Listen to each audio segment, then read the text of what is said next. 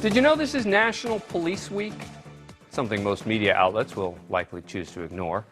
So each day this week on this show, we're going to highlight different issues and challenges facing police and law enforcement around the country, or celebrating achievements. Tonight, the widespread staffing shortages faced by police departments across the country. It is a serious issue that unfortunately doesn't seem to be getting much better.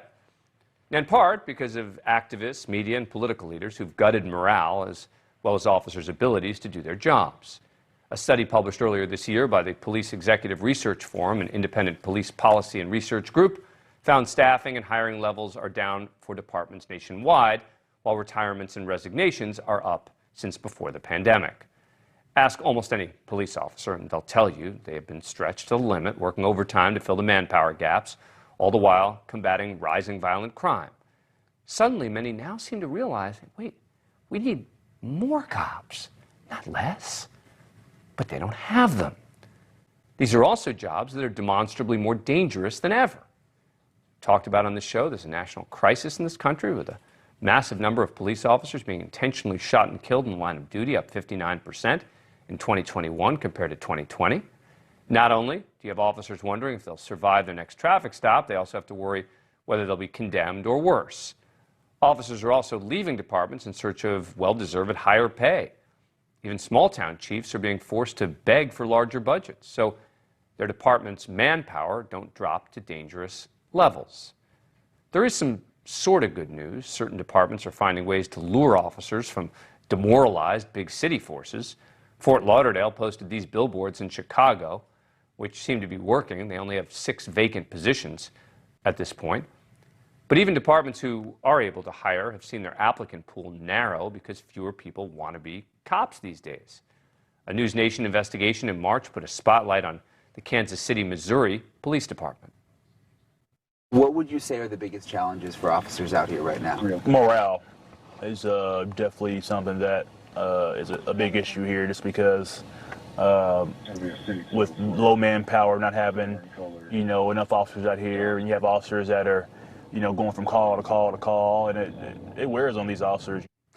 It's not just police. We learned today that state prisons in Texas are suspending visitation due to staffing shortages there. Joining me now is Patrick Yose, National President of the Fraternal Order of Police. Pat, thanks for coming back on the show.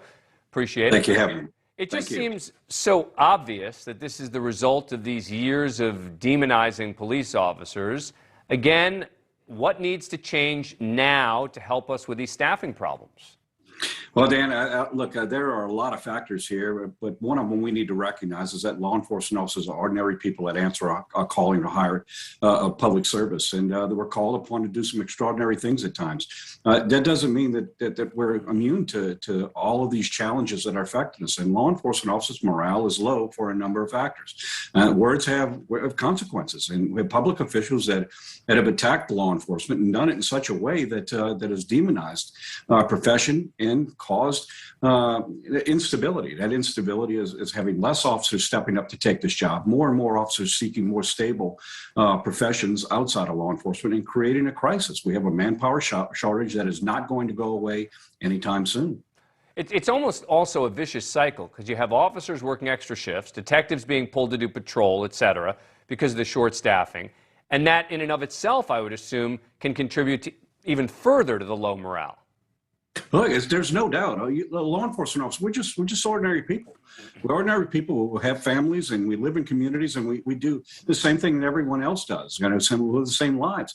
The problem we have is that in major cities across this country, because of the manpower shortage, law enforcement officers are being forced to work longer and longer hours in order to be able to fill the staffing shortages they have, and putting greater burden on them on just officer wellness. So there's so many factors here involved, and one that we need to wrap our arms around and recognize that the way we're going to get past this is if we stop pointing fingers at each other. I'm at a point now where I'm not so much concerned to how we got here, because I think we all can, history will record that. I'm more concerned on how do we move forward? How do we move past this time?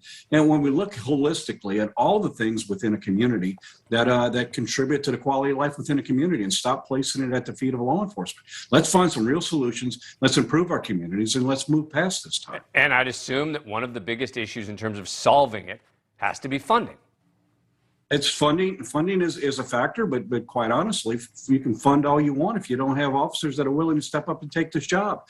So what we're seeing is a market for law enforcement officers to go to places and cities that are more stable. Now, look, there's no question the quality of life in every one of our communities is going to be directly related to the quality of law enforcement and the safety within our communities.